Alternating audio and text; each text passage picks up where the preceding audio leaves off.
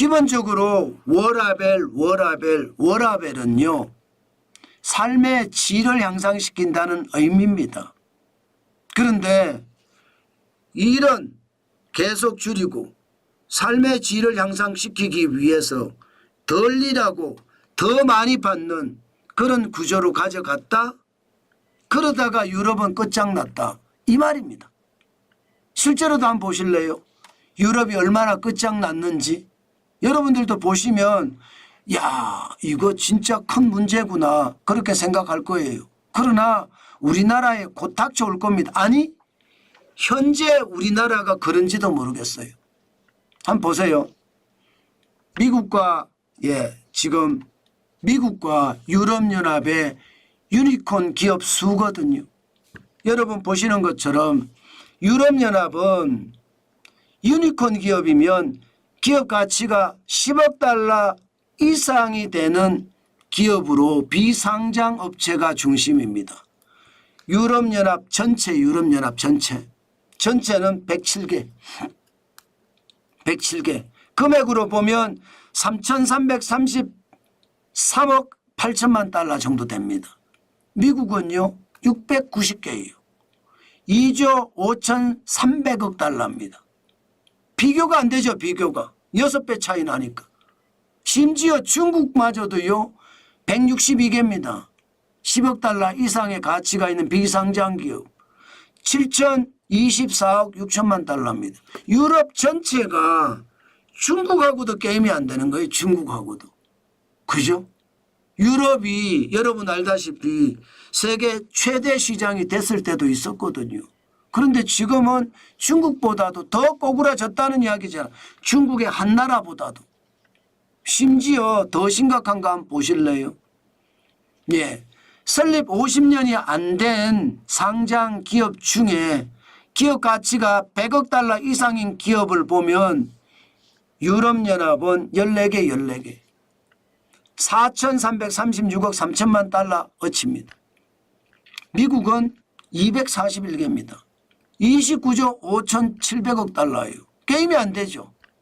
진짜 게임이 안 됩니다. 유럽은 완전히 무너진 거예요. 그럼 유럽이 왜 이렇게 무너졌느냐. 그냥 시장에서는 아주 단순하게 분석했습니다. 월스트리트 저널에서도 보면 1995년만 해도 유럽의 평균 노동시간은 여러분 적어도 말입니다. 미국하고 유럽의 격차가 3시간 50분이었습니다. 3시간 50분. 그러나 2023년을 보면요. 미국은요. 주당 34.6시간을 일하고요. 유럽은요. 30.2시간을 일합니다. 격차가 주구를 따졌을 때 4.4시간의 차이가 나요. 예, 그만큼 말입니다. 1995년부터 2023년까지를 보면 유럽은 점점 일을 덜 했고요. 미국은 일을 점점 더 많이 했습니다. 제가 여러분들에게 문재인 정부 때 주 68시간을 주 52시간으로 고치면서 대한민국 끝장났다고 말씀을 드렸죠. 그게 지금 이 지표를 보면 그냥 알 수 있습니다. 주 68시간 일하다가 주 52시간이면 여러분 한꺼번에 주당 16시간을 줄였어요. 16시간. 대한민국 이런데 안 끝나겠습니까? 저는 끝난다고 봤어요. 끝났다고. 유럽은요. 차이가 그래도 그렇게 많이 안 났는데도 지금 유럽과 미국의 경제를 따져보면 유럽은 완전히 망가졌어요. 보세요. 2008년만 하더라도요. 2008년이에요. 유럽연합의 GDP 14조 2천만 달러예요. 14조 2천억 달러. 미국이 14조 8천억 달러. 차이가 얼마 안 나죠? 차이가 진짜 얼마 안 납니다. 그런데 2023년을 오니까 차이가 엄청 벌어졌어요. 유럽은 겨우 말입니다. 9.2% 성장을 해서 15조 5천억 달러인 반면에 미국은요 48.6%가 성장을 해서 22조 달러가 됐어요. 게임이 안 되잖아. 게임이. 지금 말입니다. 지금 이대로 우리나라도 주 52시간제가 이렇게 된 상태에서 최저임금이 계속 올라가는 것 이것은요, 결국 말입니다. 우리나라를 망가뜨릴 겁니다. 현금 살포해서 망가뜨릴 거고요. 예, 공짜 돈 줘서 망가뜨릴 거고요.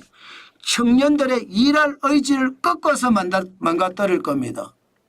저는 지금 우리가 정신 못 차리면 이것으로 끝장난다. 저는 그렇게 생각합니다. 지금 유럽연합의 어떤 상황하고 대한민국의 상황하고 틀린 게 아무것도 없어요. 보세요. 예, 낮은 생산성, 유럽이 실제로 생산성이 낮아서 박살났거든. 우리나라 똑같잖아요. 근로자가 고령화되고 생산성 자체는 OECD 국가 중에 매일 꼴찌, 맨 꼴찌. 시간당 생산성이 $40를 넘는 수준이에요. 그러나 뭐 선진국은 적어도 시간당 생산성이 적어도 $60, $70 넘어서잖아요. 우리하고는 게임이 안 돼요. 게다가 말입니다. 임금 삭감 없는 근로시간 단축을 합니다. 주 4일제 요구하면서 우리 똑같잖아요. 그죠? 당장 이재명 더불어민주당 대표가 4.5일제 하겠다고 하잖아요. 그러니까 예, 기업들이 소극적인 신기술 투자를 할 수밖에 없어요. 돈 투자 안 하면. 그러니 유럽이 박살난 거죠. 지금 우리나라도 이렇게 박살날 가능성 저는 굉장히 많다고 봐요. 윤석열 정부가 경제정책을 잘못해서 경제가 무너진 것이 아니라 문재인 정부 때부터 계속 해오던 소득주도 성장 정책이 윤석열 정부에서도 바뀌지 않았어요. 공룡야당이 계속 막았거든요. 그 바람에 윤석열 정부에서 할 수 있는 게 없었습니다. 예, 그게 윤석열 정부의 경제가 완전히 망가진 원인입니다. 저는 앞으로도 더 심각하게 망가질 수 있다는 거 여러분들에게 또 말씀을 드려요. 저는 이거 틀리지 않다고 생각하거든요. 그 정도로 충격적인 상황이 저는 계속되고 있다, 이런 얘기 여러분들에게 강조드립니다. 제발 현금 살포하면서 소득주도 성장 내지는 재정주도 성장을 따라가서는 안 돼요. 우리는 민간주도 성장, 기업주도 성장이 중심을 이루어야 됩니다. 그러면 누구를 찍어야 될까요? 저는 당연히 자유민주주의와 시장경제를 가장 중요하게 생각하는 것, 그 사람을 찍어야 됩니다.